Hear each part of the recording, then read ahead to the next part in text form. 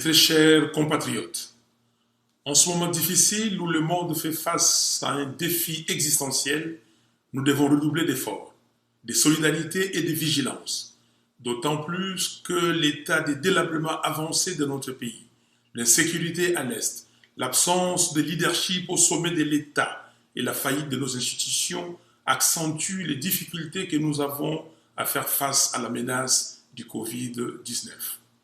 Je tiens à remercier toutes celles et tous ceux qui s'investissent en première ligne afin de compenser le rôle que l'État devrait jouer. Je pense ainsi au personnel de santé mobilisé dans la riposte qui souffre d'un manque cruel de moyens pour accomplir leur mission, aux mouvements citoyens qui prennent à bras-le-corps leur rôle de proximité, aux associations locales et internationales sans lesquelles beaucoup de nos compatriotes seraient dans une plus grande précarité, à la communauté internationale pour sa solidarité, enfin aux femmes et aux hommes de foi pour leurs prières et leurs intercessions. Je présente mes condoléances les plus attristées aux familles endeuillées par cette pandémie. Il est impérieux que l'équipe de riposte soit renforcée pour améliorer la prise en charge des malades. Mes très chers compatriotes, le Covid-19 tue et la meilleure protection que nous avons, c'est l'application de mesures barrières édictées par l'OMS. Portez des masques, sinon protégez-vous à l'aide d'un foulard, un morceau de tissu ou un autre moyen pratique.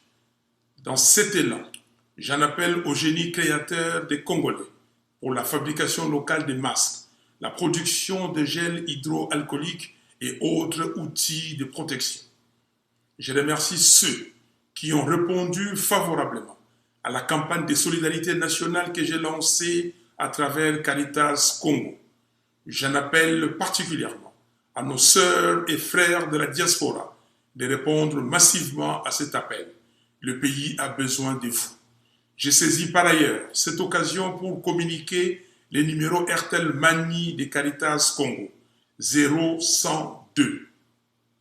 Chers compatriotes, concernant les détournements des deniers publics qui ont élu domicile dans notre pays, je tiens à féliciter ODEP, Likoko, Nucha, Filimbi, Congo n'est pas à vendre, ACAJ, CLC, COGEP, OAS, les lanceurs d'alerte congolais, les autres membres de la société civile ainsi que la population congolaise pour leur courage, parcours et avenir sur les nombreux détournements qui ont émaillé le pays ces dernières années aboutissent sur des sanctions exemplaires.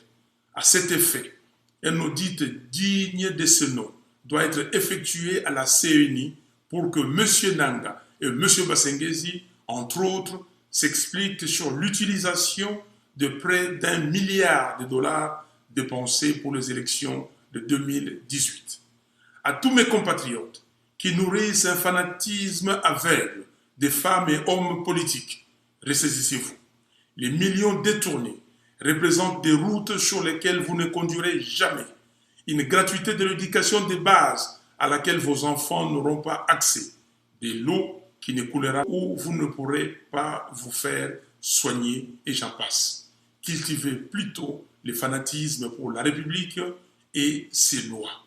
Seule la justice élève une nation. Mes très chers compatriotes, l'après-pandémie ne doit pas être comme l'avant-pandémie. Le combat que je mène avec vous entre dans une phase critique pour la survie de notre nation.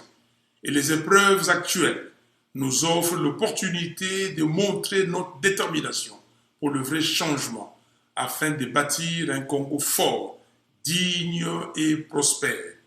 La confiscation de la souveraineté du peuple a montré ses limites. On ne bâtit pas un pays sur le mensonge. Chaque mensonge contracte une dette à payer à la vérité. Assurément, la gestion saine de la chose publique demeure la dernière préoccupation des alliés qui ont planifié et exécuté l'escroquerie électorale de décembre 2018. Et que nul ne soit dupe.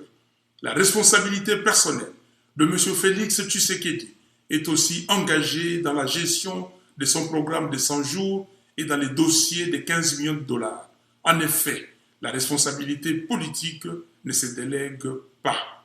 Dans son homélie de Vigile pascal, le pape François nous enseigne que être heureux, c'est arrêter d'être une victime et devenir l'auteur de son destin. Fin de citation. Pendant que le pays est attaqué par les Covid-19, Ebola, et par ceux qui veulent le balkaniser à l'Est, à Kinshasa, on s'emploie à dépouiller l'État et à faire du juridisme. Il s'agit là d'un comportement irresponsable, insouciant et qui témoigne d'un grave manque de sérieux.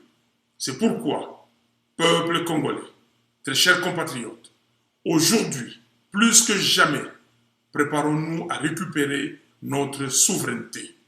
Que Dieu vous bénisse, que Dieu bénisse la RDC. Je vous remercie.